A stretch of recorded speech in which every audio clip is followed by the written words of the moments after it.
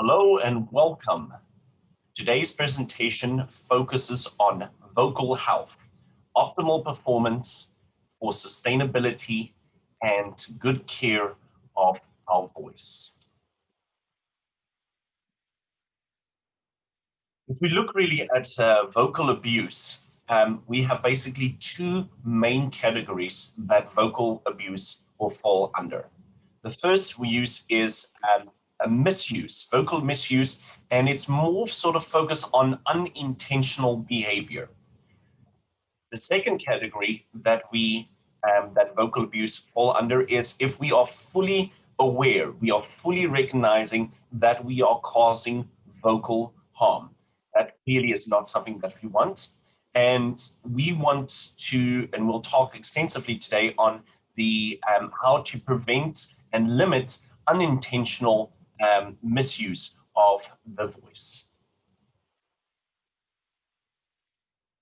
Let's first just look at a few don'ts that we definitely don't want to do.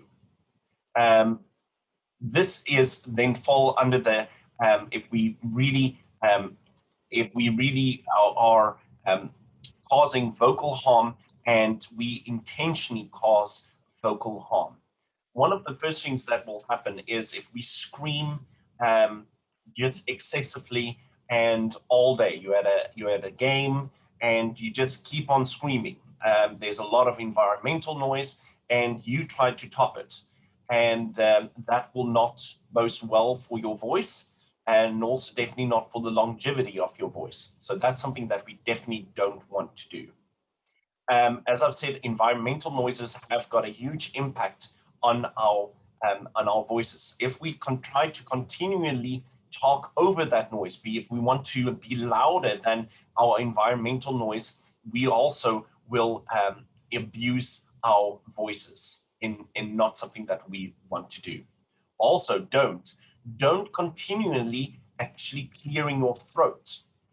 So why do we want to clear our throat? Usually it's because there's maybe a piece of mucus that is stuck on the vocal cords or the vocal folds, and we want to sort of clear that. That usually is sort of an indication that the body if we continuously want to clear our throat, that means that the body is usually a little bit dehydrated. So the cause is to first try and hydrate the body, and then you probably don't have to clear your throat that much. If you do have to clear your throat, it's actually advisable to give a good cough, and that actually is better for you than trying to clear your throat continuously. So be very careful for that, because that can cause a lot of damage to the vocal cords. What it does with clearing the throat is it basically slams the vocal cords together. Now I can clap, right?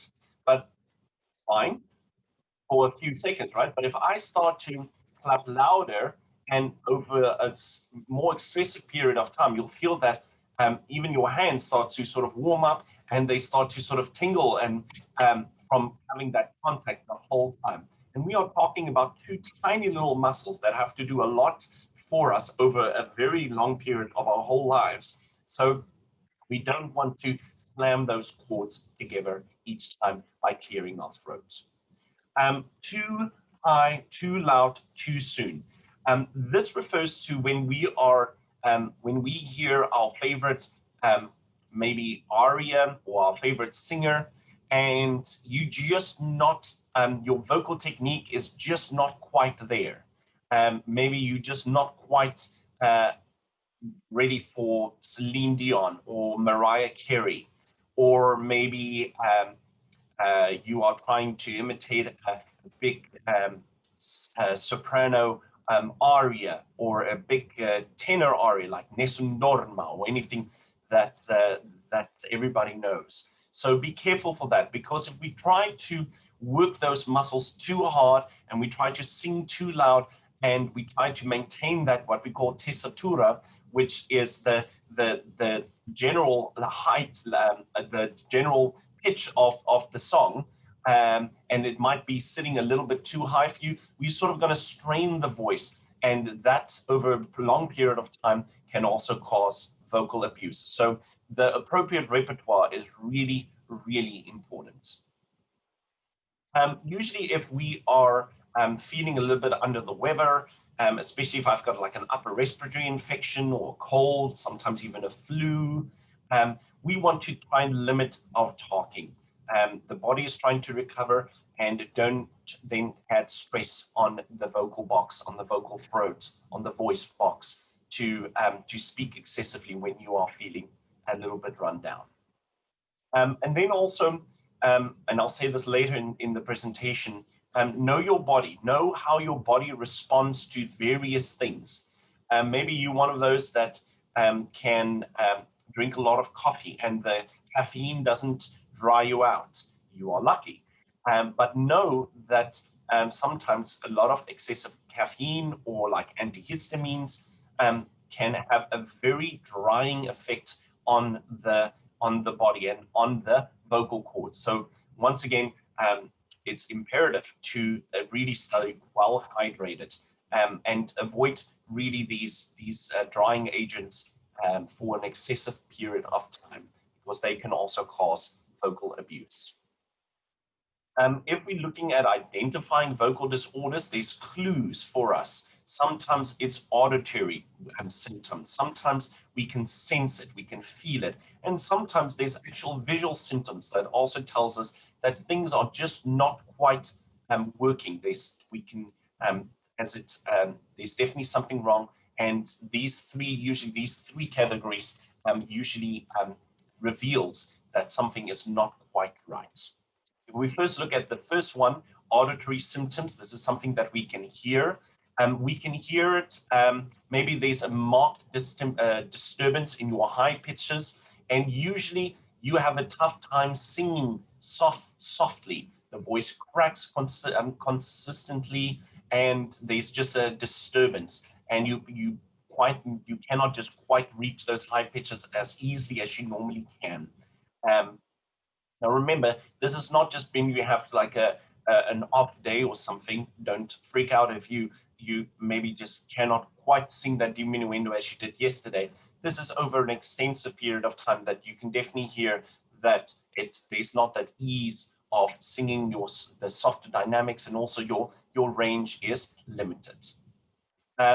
We also hear that there is in your speaking voice, you tend to the pitch actually starts to drop, and you talk a little bit lower.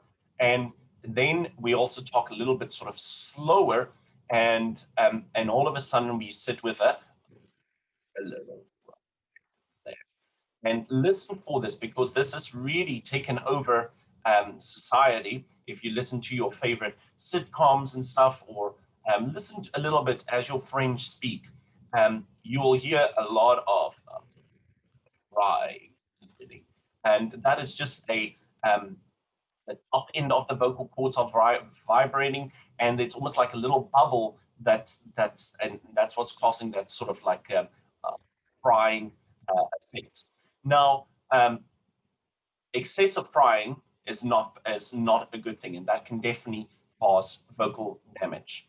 So we want to lift the voice a little bit higher, and so we don't speak on the vocal cords so much and put so much pressure on the vocal cords. So be careful for vocal frying. It can have a benefit too, especially if you have a little bit of a breathy voice, and that can definitely, on a short amount of time, there are definitely specific exercises that you can utilize the vocal fry for a short period of time. But if there is, if you in normally speaking, if there's a lot of frying happening at the end of the sentences or beginning of sentences, be careful for that. We can hear that if you really suffer with consistent intonation problems, that's also usually an indication that something is just not quite right with the vocal mechanism. This can be also a support issue. And the sort of ring, the ping, the shimmer in your voice disappears. Once again, if I talk like this, the voice sits far back, sort of into the throat. And we want to maintain the voice that is vibrant, that is young, And in order to do that, we want to position the voice we want to be really aware of these sort of sympathetic vibrations, right? These sort of what we call the sensations here in the singer's mask, so that the voice is just nice and fronted. We cannot ever place the tone, but we become very much aware of these sensations. So if that ring sort of consistently disappears, that can also be an auditory symptom. That's just indicating that something is not quite working functionally with the voice. Sensory symptoms: if I constantly my body is fatigued, my voice is fatigued, I'm actually feeling pain, stop, you're doing something wrong. And as I've mentioned, if you constantly clear your throat, that can really, over an excessive period of time, that can really damage the vocal cord. So be very careful for that. From that can form what we call and then I'll talk about here, nodules and polyps. That's usually the thickening. If you almost think of it as a callus, like if you wore a new shoe, right, and you get a blister, and then eventually the blister turns into a callus. So it's a thickening of the vocal lining of the vocal cord, and the nodule usually occurs on both sides. So now we can visually, if you're going to go to a ENT, a ear, nose, and throat specialist, they can actually look into your throat, and they will sometimes see, oh, there's a nodule, there's a thickening, and it usually happens on both sides of the vocal cords, and the polyp is usually just on the one. That usually is very treatable through voice therapy, so that would always be my first recommendation, is see if you cannot clear that off with just changing habits. That's what a voice therapist will do, is changing habits. But also surgery is, there is a chance then of surgery as well, but you really want to avoid that. If you just use your voice in a very healthy way, the chances are very unlikely that you will formally get any of that. Laryngitis, that's just a sickness, and you'll see that the cords is really inflamed, they're quite red. So I've said, if you've got an upper respiratory infection, be careful, because we don't want to add more stress to these small little tiny little muscles. A voice disorder can also be that I'm sometimes I'm hyperfunctional, meaning that I'm in sort of in overdrive, right? My speaking voice is really tense. My singing voice is overly forced. I usually have a little bit of sharpness. I'm very bad intonation. There's vibrato irregularities. I sort of hear vibrato, or the vibrato is really all over the place. And again, in my inability to sing soft dynamics, that can also show that there's something technique-wise that either a voice specialist, a voice singing teacher, or a voice therapist can definitely help you with. On the flip side of it, if I'm not in overdrive, but I'm too lax, I'm too calm, right? There's not enough tautness in the body, right? We talk about tension, good tension versus bad tension, right? If there's too much tension, then I'm in hyperdrive. But if I'm not tense enough, I'm just too laxed, then that can also be not good. So it really is sort of like a pendulum, and we want to find balance.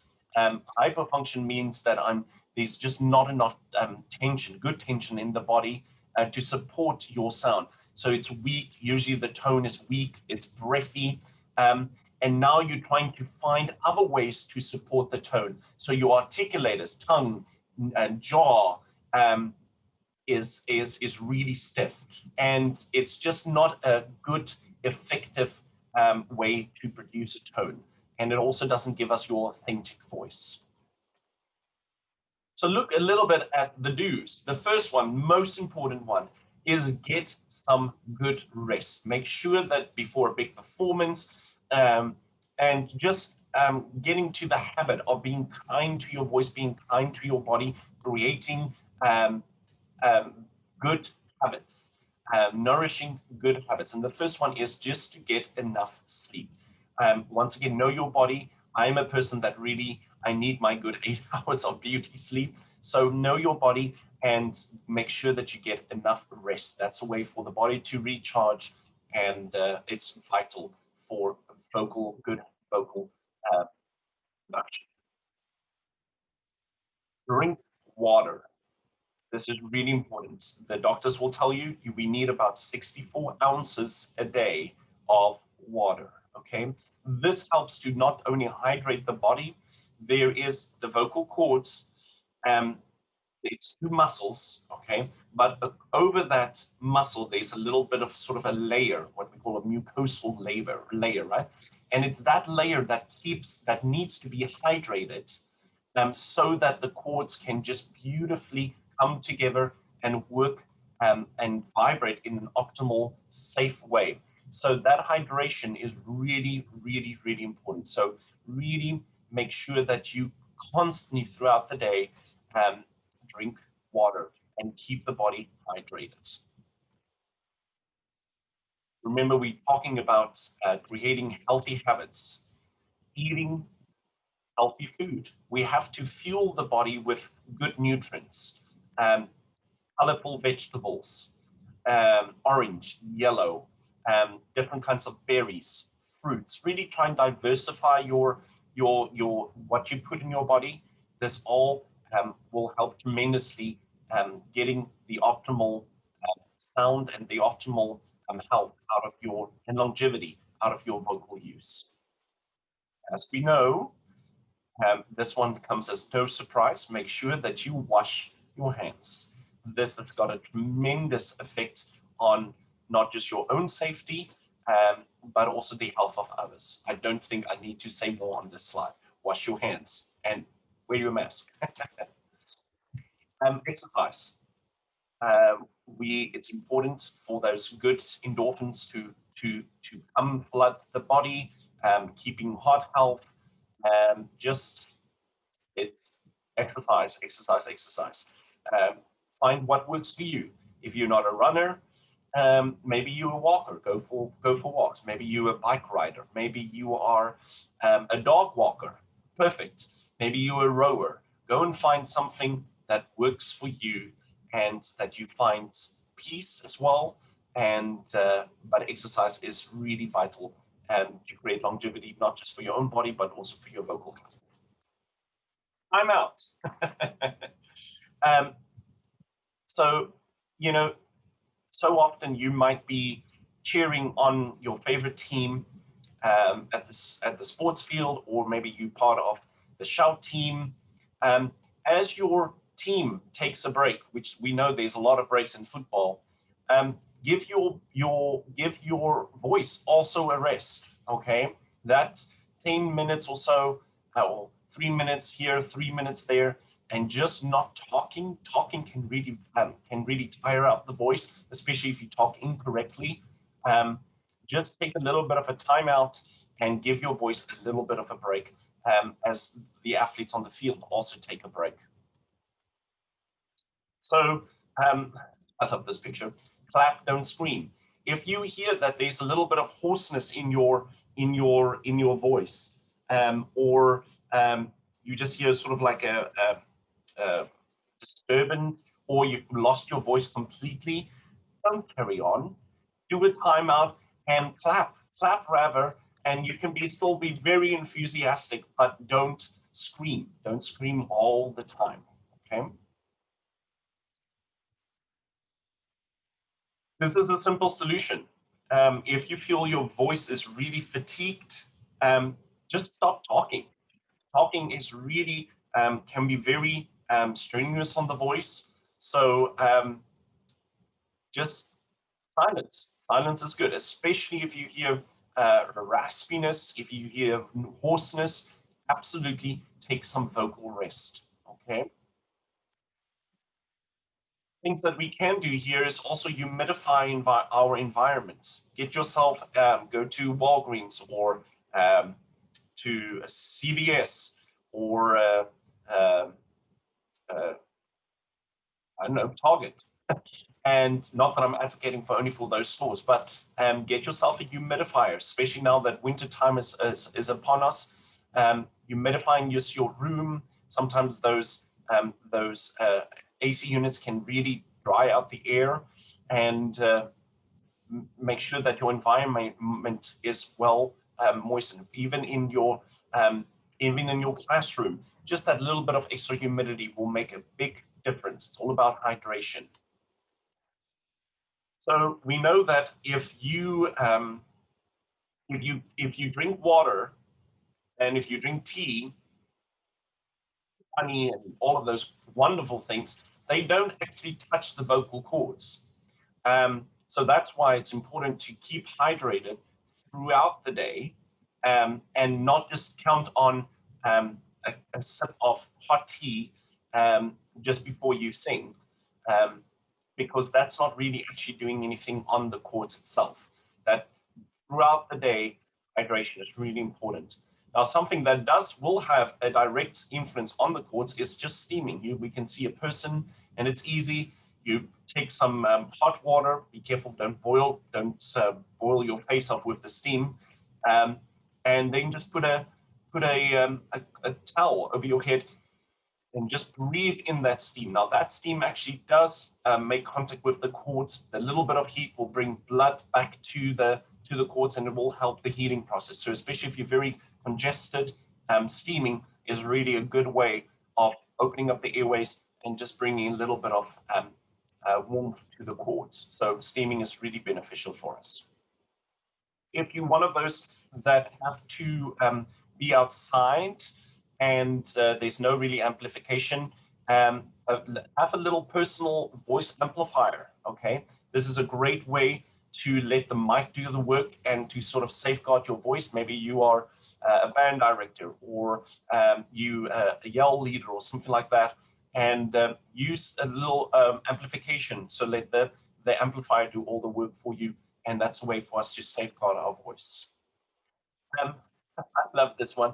I call this body voice integration, because it's really important that we utilize the whole body when we use our voice. Okay, we want to be the singer athlete, and in order for that to happen, the whole body has to be involved. And I'll talk a little bit about that in the next slide. Let's just talk a little bit about what the food and stuff that we put in our body. As I said, you have to know yourself. Sometimes people love slabs of chocolate and can drink 2 glasses of milk before they have to sing. Of course, dairy will thicken the mucosal, so you have to just, if that doesn't affect you, great. But for other people, it might. Coffee can be very much a drying agent, the caffeine, so be careful for that. Spicy food, know that you like Indian, or you like I don't know, Korean or Vietnamese food, but you don't respond well to really spicy food. That can have a little bit of reflux come into place. So know how your body responds to it, and maybe you have to say no to something really spicy before you have to sing. Also know that contraceptive pills can have a swelling effect on the cords. So talk to your medical provider about that. Okay, here's just some other do's that I'll just want to bring to your attention. And this is really important, like the very first point of involving the whole body, this body voice integration. We have to allow enough air to come in our speaking voice. If I'm down and I don't allow a lot of breath, then I'm going to get that sort of vocal frying, which is not good. So we want to lift the voice a little bit and have the voice just a nice airflow that just comes through the voice. That's really important. I just put this point in: develop constructive strategies to deal with specific problems. That is important. We want to identify the problem, and then we want to find a solution for that. If I just think back on what how certain things that I eat, that I take, how that affects my body, know of those, form good strategies to solve those problems. Know also yourself. Sometimes this can have an effect on our vocal health and our overall health as well. Introvert, extrovert. Maybe if I'm really sort of agitated and I'm angry, then I'm going to use my voice in a more sort of forceful, loud, tense way. And especially over a long period of time, that can have effect on it.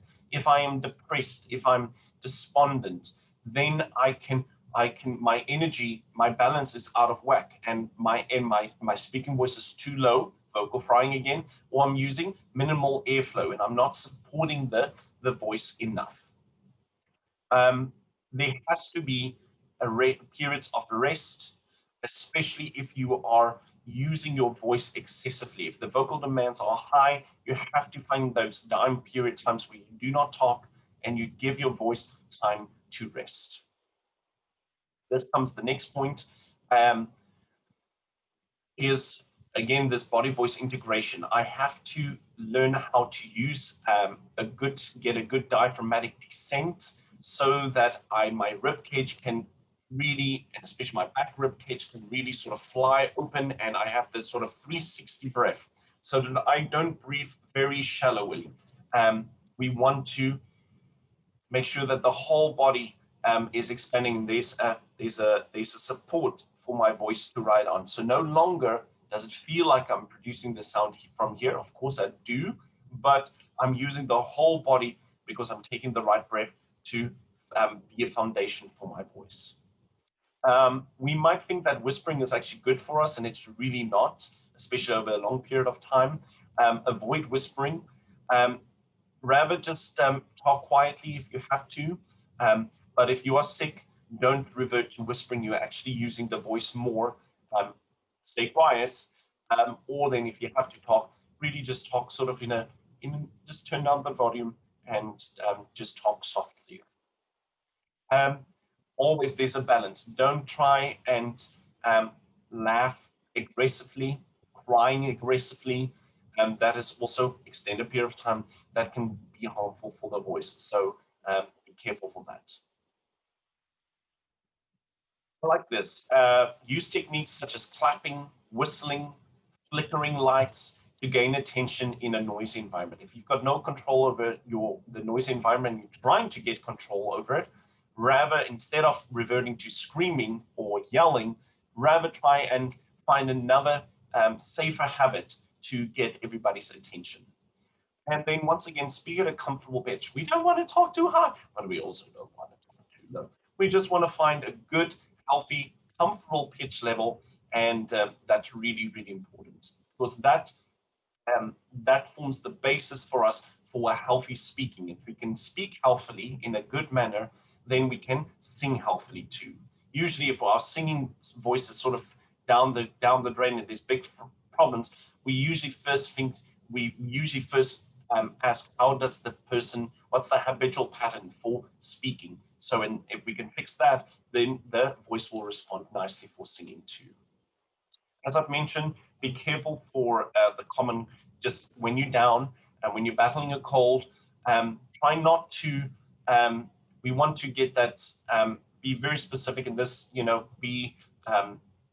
find some medical help there. We rather want to treat the main symptom rather than sort of I'm just going to take whatever, okay? Be very specific. Fluids. Drink lots of fluids because that will help to keep the mucus lubricated and the body well hydrated as it's fighting off the infection. Avoid, of course, something like caffeine if you can. Also, I just put in you can use ephedra. You can also use menthol, eucalyptus for nasal and bronchial congestion. Steaming with that would be really, really cool. Ambok tea for suppressing a cough. If you have sort of a coughing spell, Ambok tea is really helpful. Vitamin C can be helpful. There's studies pro and against that, but I'm putting it out there. Be careful that we never want to have too much, okay, of anything. Vitamin C can also be quite drying, okay? We don't want to take too much ginger, for instance, or ginkgo, or garlic. That can have, again, that thins out the blood, and then we can end up with a vocal hemorrhage. So too much of something excessively is also not good, okay? Rest. deep rest, minimize your stress so the body can fight off what it needs to fight off. Rest and also drink lots of fluids. Stay warm. We want to sort of equalize the body temperature. Okay, we don't want to have it cold, extreme cold, extreme heat. Try and keep the body warm, but at one temperature. Chicken soup, why not? It's got wonderful, a homemade chicken soup. It's got a lot of nutrients.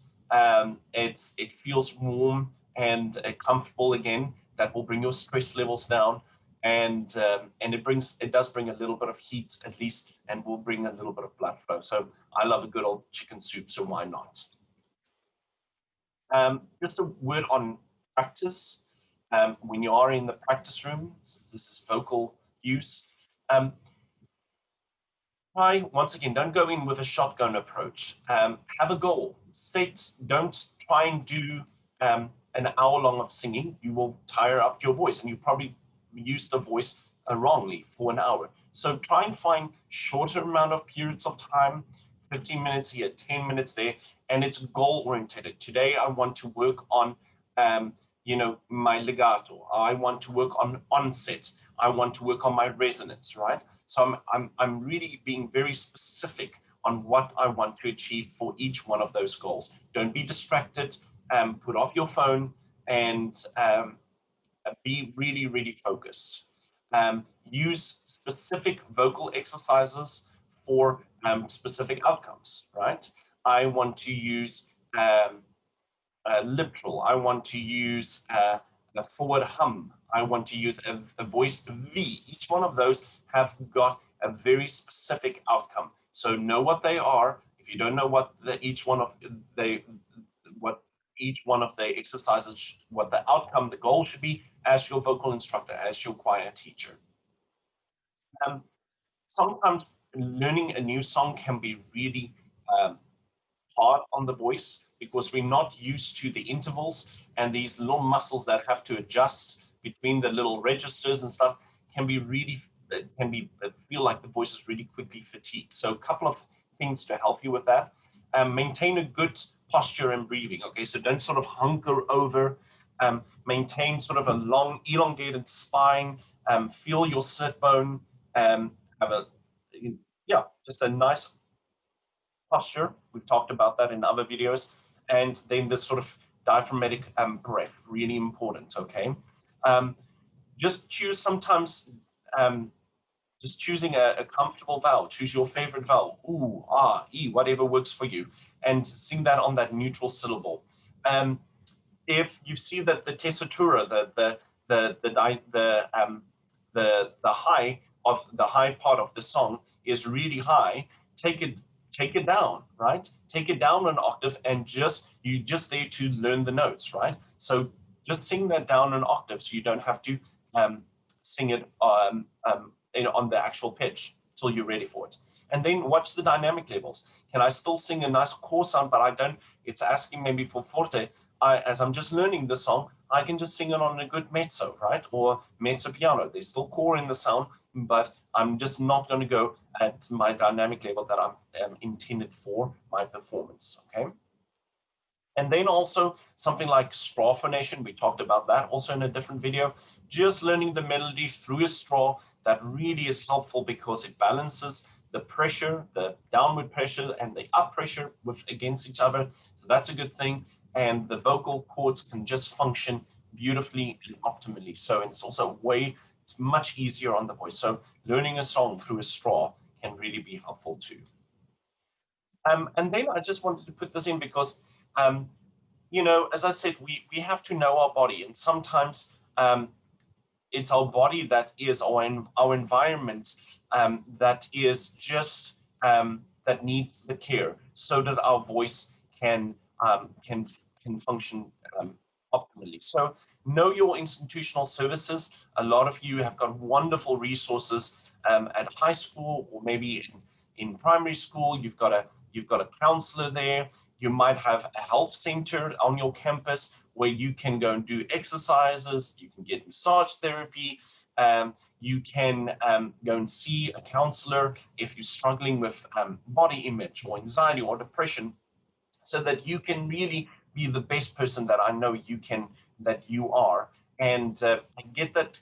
Don't be afraid to ask for help, because it's really, really important um, for our own self-being, but also then for longevity in our voice.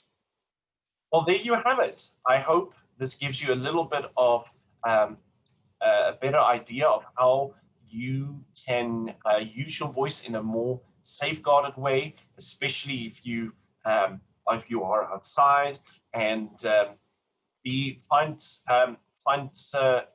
ways to not have to just always yell, but to really safeguard your voice. I want to say anything else? No, I think we are good. Have a wonderful afternoon, and I'll talk to you soon.